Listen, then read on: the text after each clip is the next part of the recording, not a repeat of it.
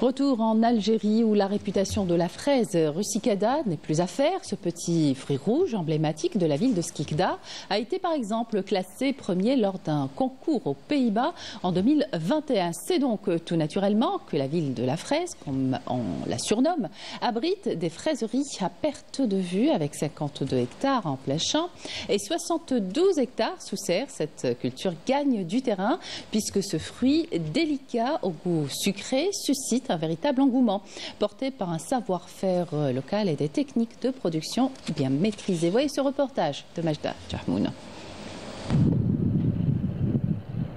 Dans les plaines fertiles de Skikda, Jamel a fait le pari de la reconversion. Longtemps arboriculteur, il a décidé de se lancer dans la culture de la fraise.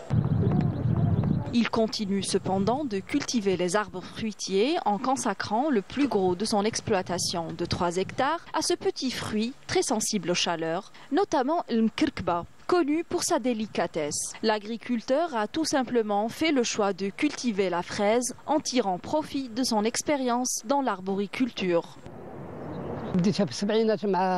J'ai commencé l'agriculture dans les années 70 avec mon père. J'ai consacré 20 ans de ma carrière à la production des pêches et des pommes.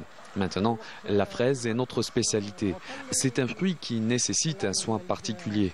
En effet, il est vulnérable au soleil. J'ai donc décidé de planter plus de pommiers pour ombrager, ce qui est favorable à la fraise rusicade. Son fils Imed, à ses côtés, optimise les surfaces sous abri et n'hésite pas à associer plusieurs cultures pour tirer le meilleur de chaque espace. Sous les serres en plastique, on peut cultiver la fraise et simultanément de la tomate ou la laitue comme je l'ai fait. L'important, c'est de maîtriser le cycle de maturation.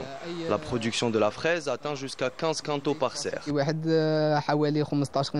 Mais Imed voit plus loin. Il expérimente déjà d'autres cultures comme celle du bananier et projette d'investir dans des installations à travées multiples.